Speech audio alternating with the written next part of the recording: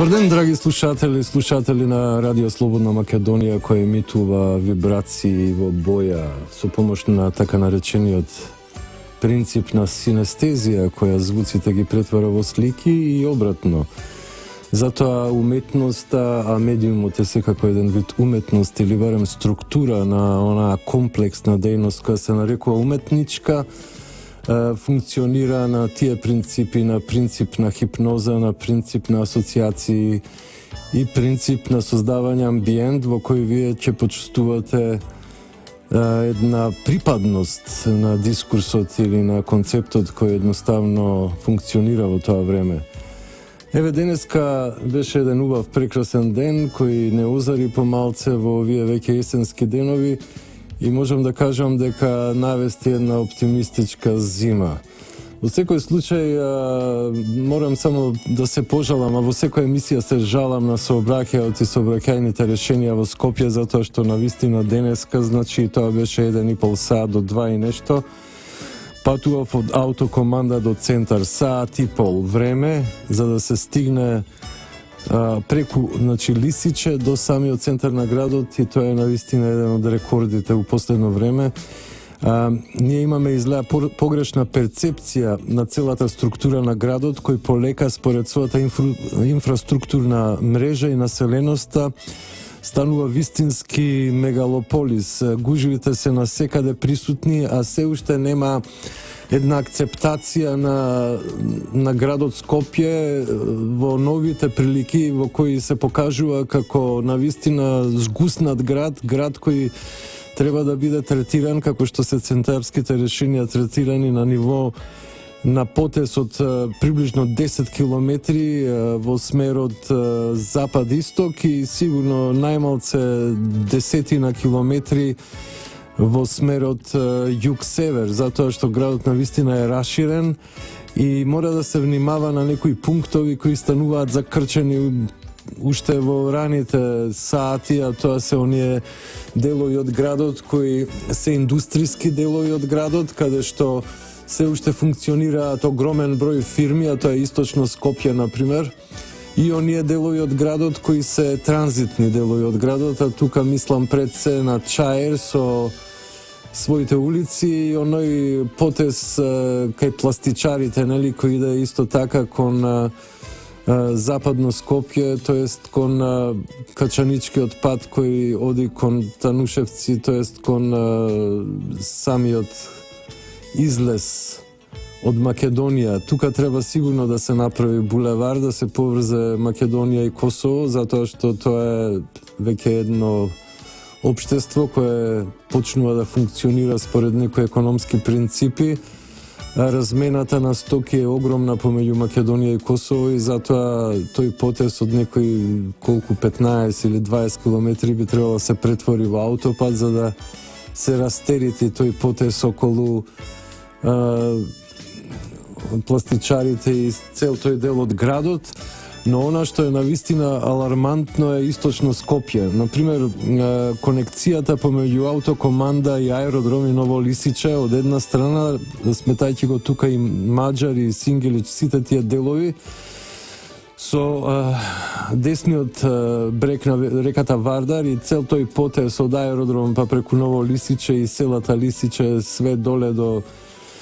селата кои идат кон Петровец или кон Драчево, значи тој дел страотно се закрчува, посебно автокоманда аеродром. И исто така делот помеѓу Кисело вода и аеродром, затоа што тука самата пруга, значи некои 4 километра нема никаква конекција помеѓу двата дела, нит надвозник, нит подвозник. А истото можем да го кажам за автокоманда и аеродром, никаква конекција, тука најмалце уште еден или два моста треба да се направат, едниот да излезе на Јане Сандански и да го растерети оној дел на закрчување што се случува кај Судска палата, кај Континентал, околу Битпазар и конечно кон во потезот кон Пластичарска улица,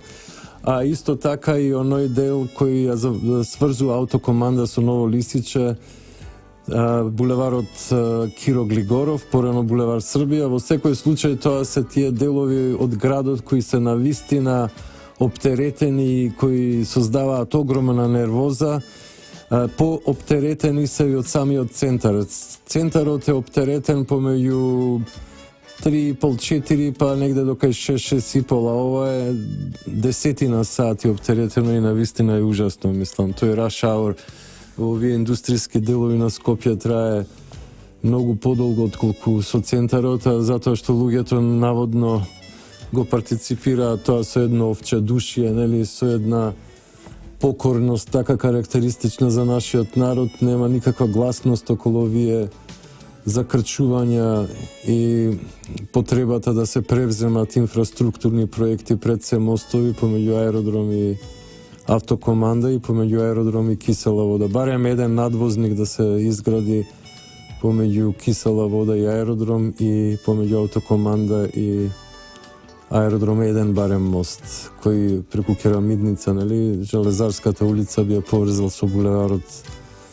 тој со населбата Јане Сандански, а потоа со булеварот Јане Сандански. Толку за оваа ситуација која е навистина алармантна, која ние граѓаните на овој град ја живееме секој ден. Градот навистина станува све поголем и поголем, све повеќе луѓе се доселуваат, а се раѓаат нови и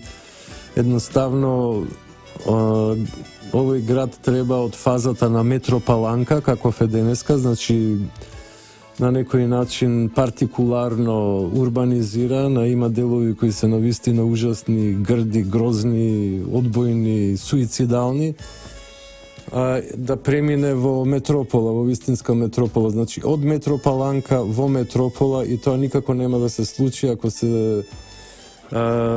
грижат, нели, градските власти само за централното градско подрачје. Треба да фатат да се грижат за инфраструктурата на она што пред некое време беше периферија, денеска, значи самото присуство кое бара соодветна урбанизација е подекнакво од самиот центар, па можеби 4-5 км источно и обратно 4-5 км западно.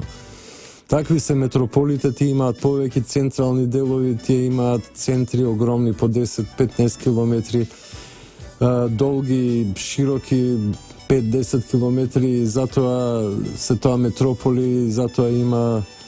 еден општествен, интензивен живот, бизнис, култура и така натака, затоа што самиот општествен динамизам е дигнат на огромни нивоа. Токму тоа треба и ние да го направиме. Ние имаме шанса да направиме на југоисточна европска метропола. Не треба многу, треба малце повеќе визија и со оваа работливост и наетливост би можеле набрзо да влеземе во една фаза на вистински цивилизиран метрополис кој би бил, нели, столицата на македонската држава и култура и економија и политика и сите оние принадлежности кои доваѓаат со овој феномен. Но Македонија како држава е само еден дел од огромниот мозаик, од огромната мрежа на држави кои во светот функционираат на едно посве лудачко ниво. Ние денеска веќе влегуваме во една фаза на тотален хаос, на ентропија општествена и еден неоварваризам. Тоа се манифестира во сите невралгични делови на планетава, каде што навистина има голем број на конфликти, каде што конфликтите веќе ескалираат и не можат да бидат контролирани. Исто така светот, барем според моите визии, според други, нели, визионери кои се бават со оваа работа, со анализирање на геополитиката, геостратегијата, историјата и така натака, гледаме дека навистина се појавуваат нови полови на моќ кои имаат своји интереси, кои се спротивставуваат на монополарноста која беше известна до пред неколку години, но ете големиот хегемон влегува во една голема криза. Тоа се гледа на сите нивоа, а овие нивоа ќе ги обработувам во понатамешниот дел од ова наше дружење преку брановите на Слободна Македонија. Но во секој случај идеме, нели, индуктивно од посебното кон општото, секогаш поаѓајќи од овие простори, од овие амбиенти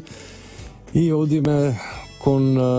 големиот свет, светот во кој ние сме мали, па понекогаш дури невидливи, а големите играчи ја играат својата игра на бессловесност, на егоизам, на лудило, Поготово големиот играч, најголемиот играч последните 20 години, а тоа е USA, запаѓа у голема криза. Таа криза прво доаѓа од самата дегенерација на структурите општествени кои ја создаваат ова нововековна конструкција. Сега тие конструкти на некој начин доаѓаат во процес на ерозија и попуштаат.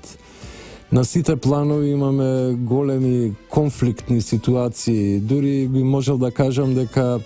Македонија е само USA во мало и не така комплексна, малце посимплифицирана, но сите тие тензии и конфликти кои постојат тука и кои се комични, нели, поради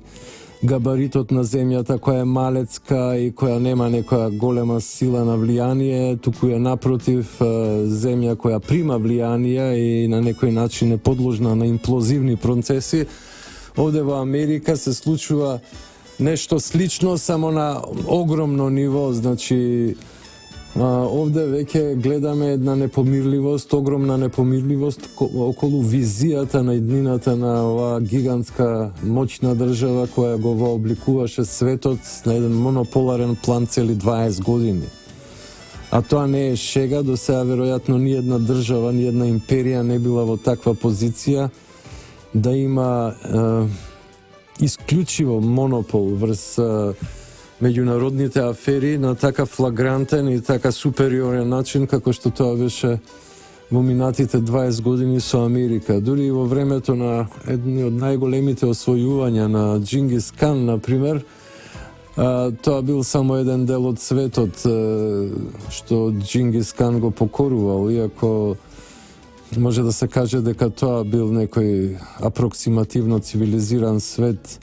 Или да се вратиме во времето на Александар Македонски, кој го окупира целиот, нели, познат свет, а во тоа време целиот цивилизиран свет, но сепак има огромни делови од планетата кои останале вон влијанието на моćната македонска или персиска или монголска империја или пред тоа римската империја. Во секој случај американската империја доживеа во цели 2, па може би 2,5 декади да биде апсолутен суверен, откако империјата на Советскиот сојуз се сруши во парам парче после идеолошката криза и падот на системот во Советскиот сојуз. Интересна прилика за обсервација е Кина, која во склад со својот конфуцијански дух успеа да го избалансира сето тоа, да не се обруши во таков тип на деструкција како што тоа беше со Советскиот сојуз пред се во времето на Елцин, секако дека највиновен за тоа обрушување беше многу наивниот и славохлепниот Горбачов, кој успеа да тотално да биде хипнотизиран од Западот, да биде корумпиран нивоа, плюс Нобеловата награда. By the way, сега и Дилан ја прими, што покажува дека од секојаш бил опортунист.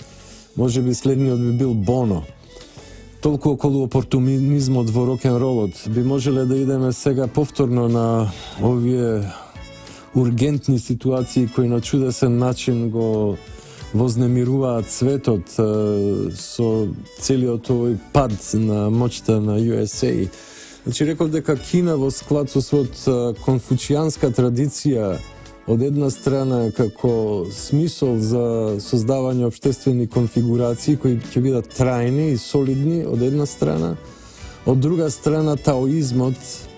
па и будизмот кој подоцна од Индија, од Северна Индија и Непал доаѓа кон Кина, создаваат од кинезот еден од една страна крајно практичен народ, од друга страна еден неверојатно медитативен и имагинативен народ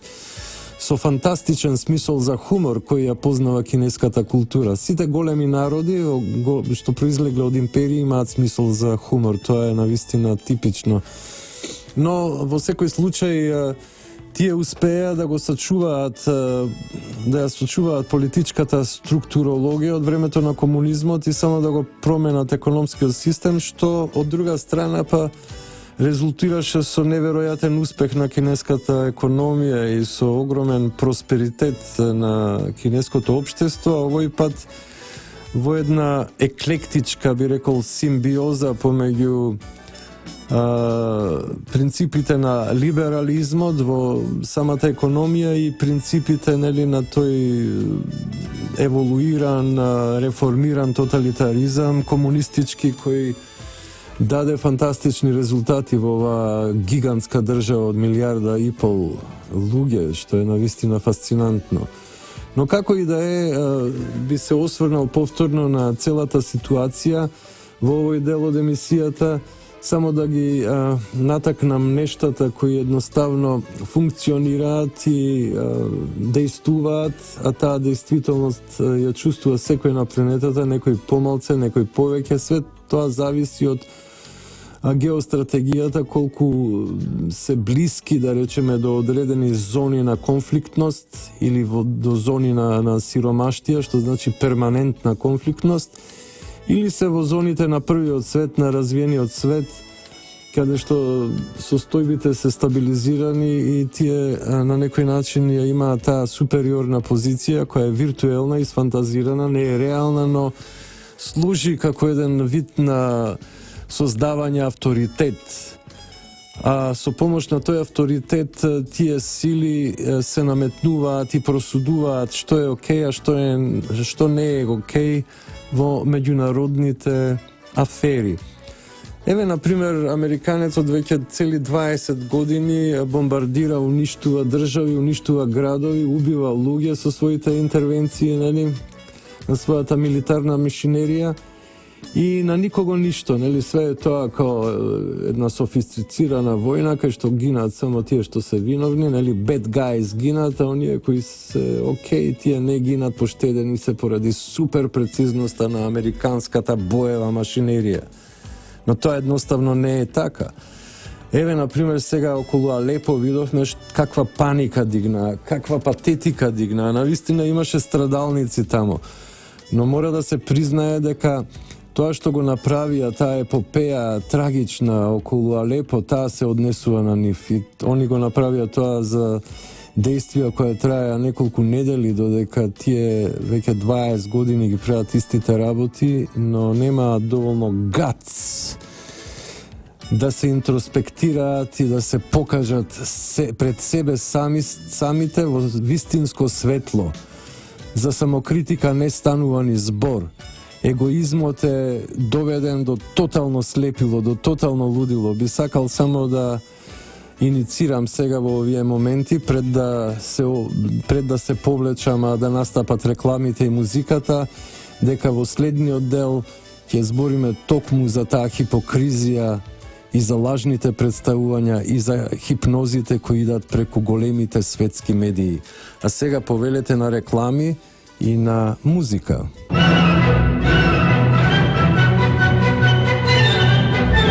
Квинтесенција со Ацо Станковски. Тоа што се случува во медиската сфера кај нас е навистина нешто ужасно што приличи на инквизиција со создавањето на сите овие квази институции, но не само во медиумите, тоа е дури последица во сите структури на системот, од правосудството до деградирањето на целата македонска економска енергија, до целиот обид да се деградира една волја на еден народ со помош на ИЦРИ средства, со помош на подмолни средства, со помош на псевдолегалистички средства кои не функционираат, кои само го затупуваат колективниот дух на народот и само го прават погневен и порешителен да стане во одбрана на своите права и интереси против овие невидливи пајакови мрежи кои меѓународната, тоест еден сосема мал дел од една перверзна мафијашка меѓународна ги крои за малите народи, за сите народи кај што може да скрои, но веќе се гледа дека не може да крои баш насекаде. Ние сме во една зона на голема западна тиранија, би рекол, по прашања на многу аспекти од општествениот живот. Се работи фактички за обид Македонија да се претвори во протекторат, во еден обезглавен зомби, значи со еден лоботомизиран Франкенштајн, со кого ќе се управува преку теледиригирано апаратче, значи преку далинско, што би рекле граѓаните на Скопје. Но тоа тешко ќе биде, затоа што ниеден човек и ниеден народ сходно на тоа, барем оние што држат до себе, до своето достоинство и до својата верба, нели, до вредностите кои се имплементирани во неговата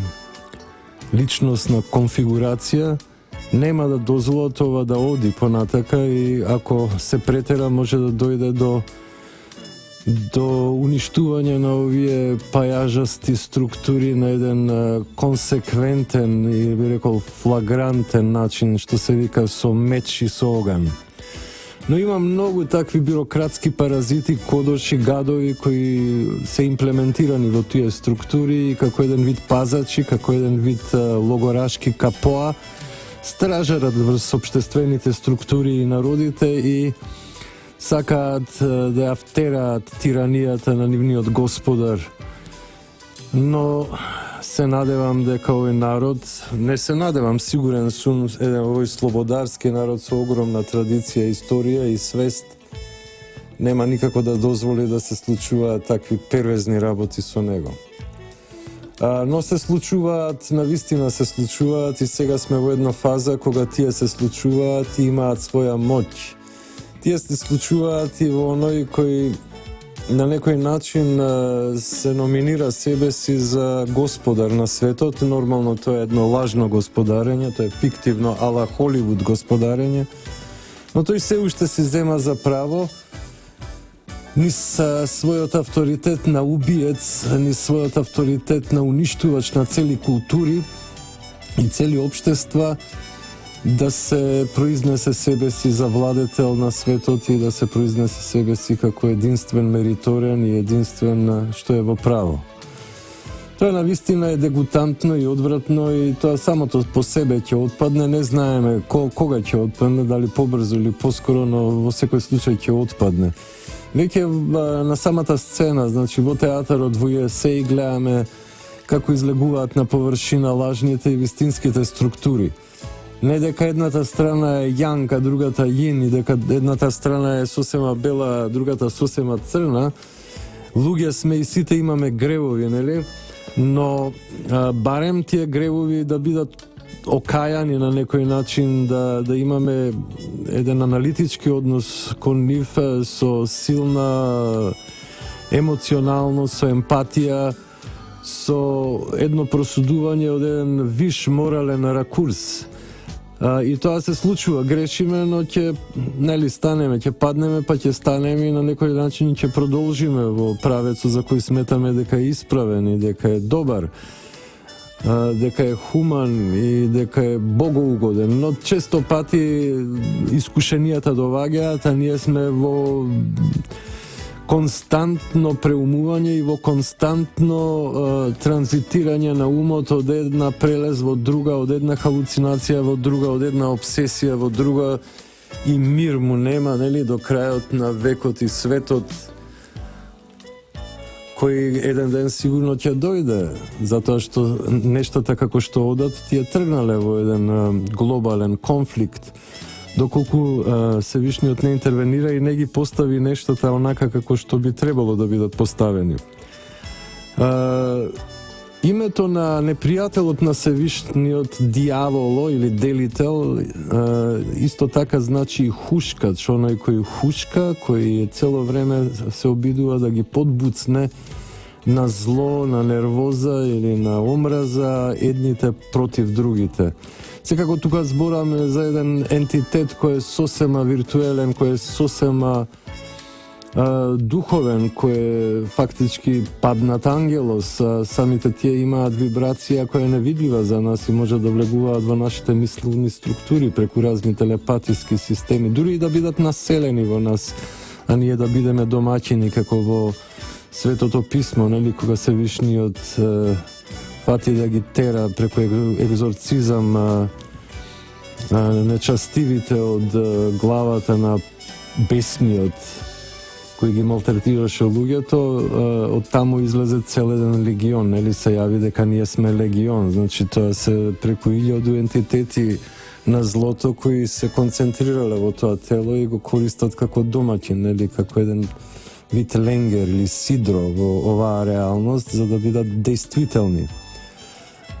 Токму денес овие хушкачи се работат преку разните медиски мрежи, значи можете тоа и абстрактно да го сватите како вибрации на злото или како вибрации на илузорноста или вибрации на медиализмот, вибрации на спинот или вибрации на преусмерувањето. Во секој случај големите светски медиуми пред се оние како CNN кои се веќе залепени, да речеме, со безброј коруптивни реалности за вашингтонската елита, значи за војно-индустрискиот комплекс, за тајните служби, за крупниот капитал, тие ќе направат све да го деградираат противникот на оваа структура. Токму денеска представник на оваа структура е Хилари Клинтон. Таа е представник на американската олигархија, на крупниот капитал, на уништувањето на американскиот народ, на 1% се побогати и побогати, 99% се посиромашни, представник на таа политичка елита што ја уништи средната класа во Америка, представник на таа елита, тука ги ставам и републиканците исто, дел од републиканците како Меккейн, например, или фамилијата Буш, или други кои на некој начин сега пружаат отпор во кампањата на Трамп, кои се обидуваат да го дисконектираат од републиканското тело, но ќе видиме како тоа ќе оди, можеби Трамп ќе превземе републиканската партија затоа што базата е негова. Тука ќе се случуваат на партиски план некакви конфликти, затоа што еден дел од републиканците, тој што од секогаш бил во високата политика, гледаме не сака да ги загуби своите фотели и своите бенефити од оваа позиција и сега се втурнуваат против Трамп. Тие се природни коалиционери на групата на Клинтонови, затоа што и Клинтонови како еден вид династија се дел од оваа американска елита која ја уништи Америка последните 30 години, генерирајќи некоја геостратегиска планетарна моќ, одејќи по некои би рекол скоро идиотски, да речеме, стратегии за предоминација како тие на Бжежински или на Хенри Кисинџер или воопшто на цела една интелектуална американска елита, геостратези кои се обидоа, нели, од Америка да направат светски ќе речев говедар, тоест светски господар, но говедар и господар сето тоа подразбира. Низ погледот, низ диоптријата на нашата опозиција, нели, земајќи го нивниот бивш председателски кандидат, говедар би бил вистински збор зашто он сите нас не прогласи за стока, нели, стоката се чува во огради, така натака, тие шака слободарски, шарени, недотупавни, бесни,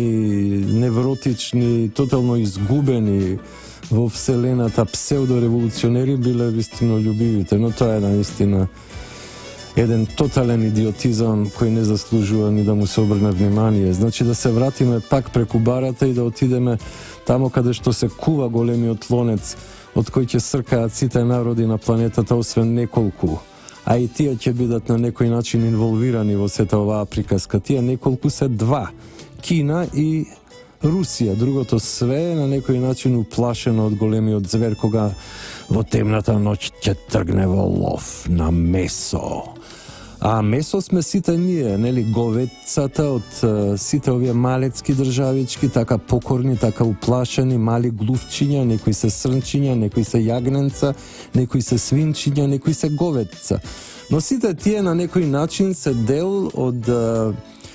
исхраната, нели, од менито на големиот звер кој ќе тргне од својата дупка, нели, тамо негде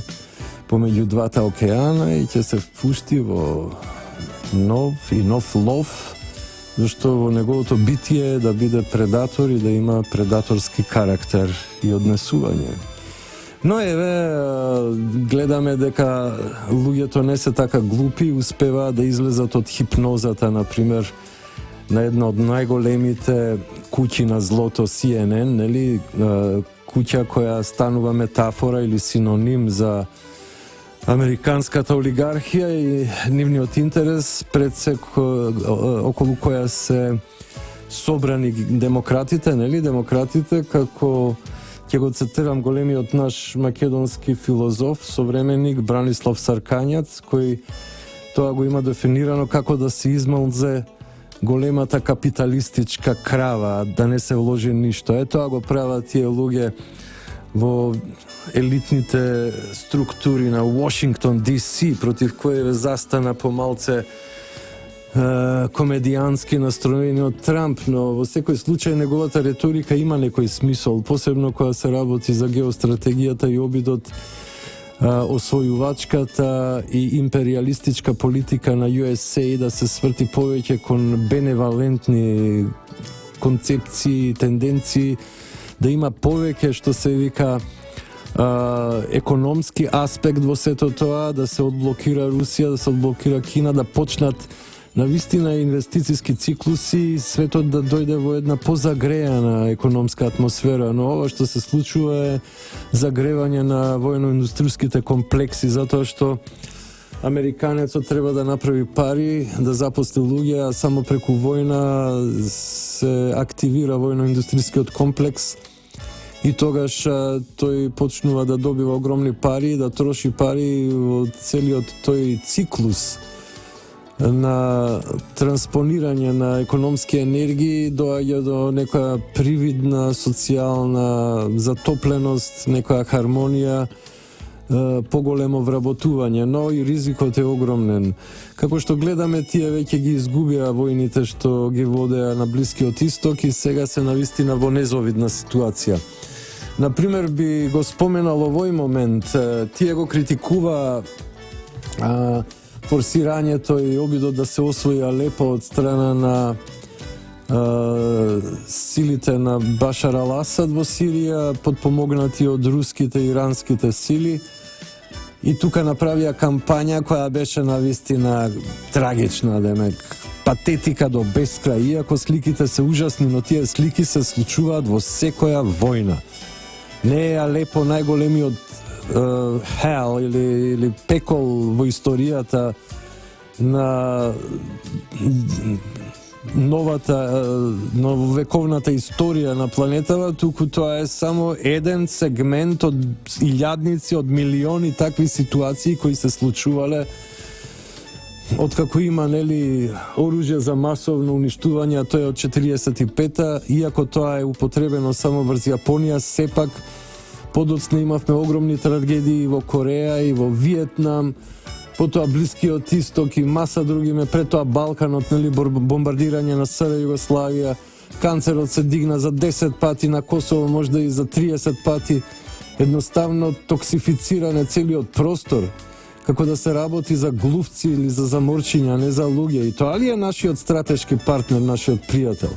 Во секој случај, тој е исто така злобен и одвратен кон домашните граѓани, кон своите собствени граѓани, кон американците како народ. И затоа се појави овој uprising, но нечастивиот ќе се обиде да го угуши тој процес, значи тој ќе се обиде со сите средства, сега тоа се меки средства, се фабрикуваат афери, да речеме, за некаква сексистичка или некоја мачоистичка дејност на Трамп. Тоа беше парадоксално, колку комично, толку и тажно истовремено, да се збори, да речеме, за некој приватен муабет што он го имал со Били Буш уште пред 11 години, или да се вадат некои ситуации од пред 30 години и да се девалвира неговата личност на масовна сцена, е толку недолично. Истовремено тие има Харикен Метју кој зема 35 животи, и пак Трамп со своите мали, весели, помалце ласцивни згоди беше прв на тикерите, а потоа беше оваа трагедија која однесе 35 животи во USA. Толку или им значат животите на луѓето, на своите граѓани? за некаков глуп муабет кој се водел во сооблекувалната во автобусот, да се врти цела недела или 10 дена скоро и да се наоѓаат луѓе кои ќе сведочат или ќе лажат за ласцивноста на Трамп, а од друга страна 35 мртви. Зашто 35 мртви? Зар не можела таа гигантска држава, таа машинерија да интервенира и да нема мртви? На Куба немаше ни еден погинат. Значи Куба е многу похумано општество од американското, барем според овие показатели. Во секој случај, навистина, овие сили на злото, кои ги видовме овде на терен, зашто тие действуваат на целата планета, видовме што направија. Направија еден куп квази институции, направија еден куп девалвации на нашата политичка елита, која имаше еден добар замаец и секогаш имаше сенс да отстапи кога треба, затоа ни еден мандат не го отфура до крај, што се вика. Значи, они се пола мандатот овие десетина години се возијан да ги искористуваа сите своји мандати и ќе беа 20 години на власт, а не 10 години. Што е една фантастична попустливост, една криминогена структура која имаше исто така петна и огромна кармичка тежина од минатиот систем, беше безсловесна да владее 4 години без никаква опозиција во парламентот. Но како и да е, правдата на крај ги стигнува грешниците и тоа е космички закон. Затоа ние нема многу да ламентираме, туку ќе се препуштиме на безкрајната свест на универзумот. А сега малце музика и реклами, драги слушатели на РСМ, Радио Слободна Македонија, која емитува во боја.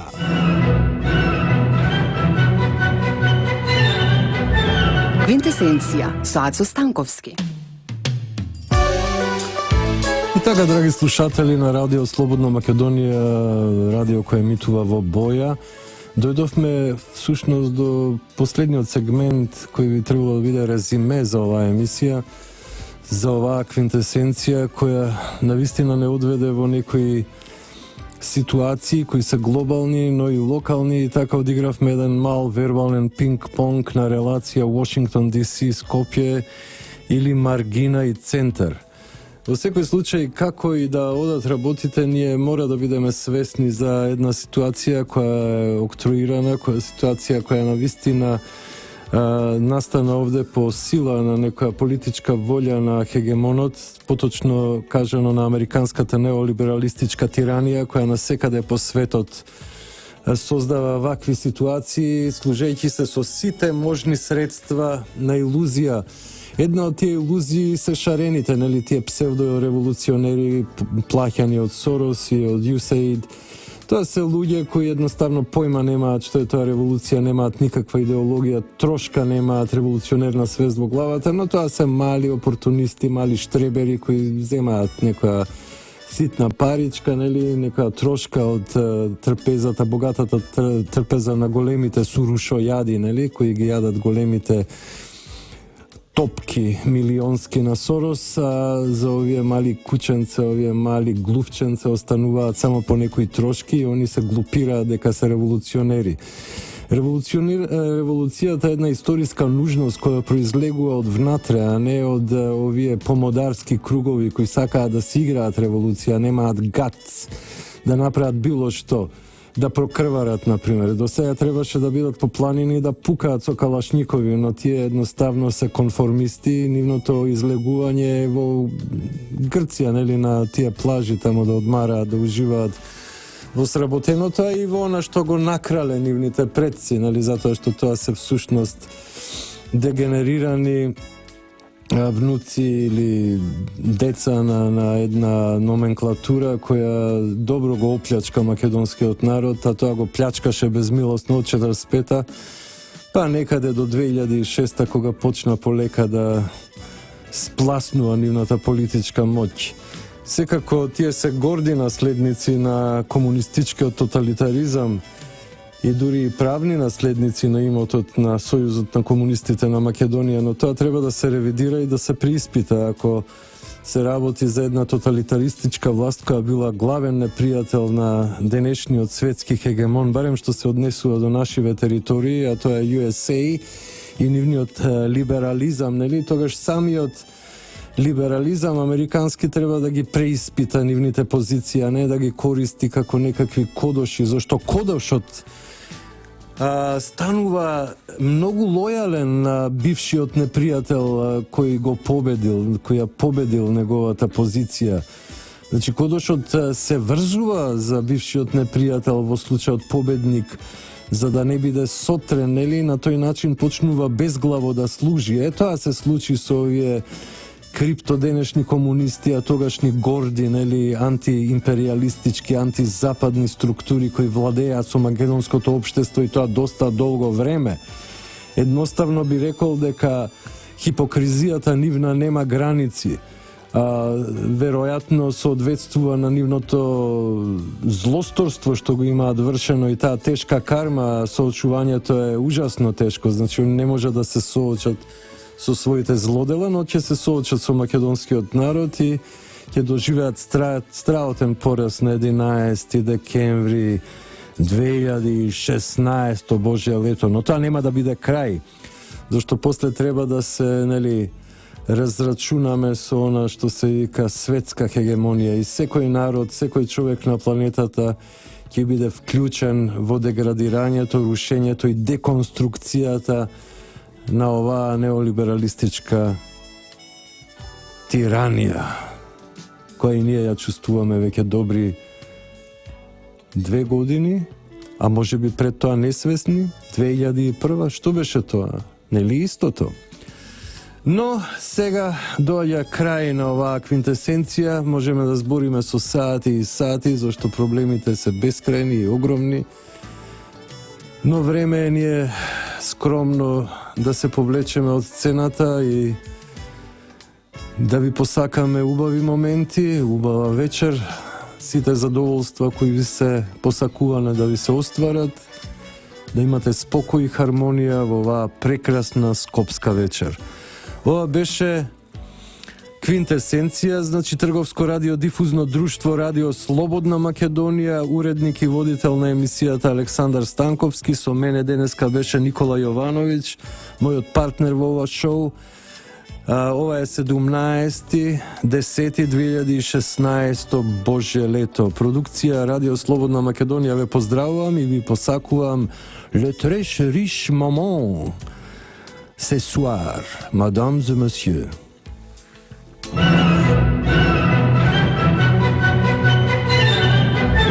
Квинтесенција со Ацо Станковски.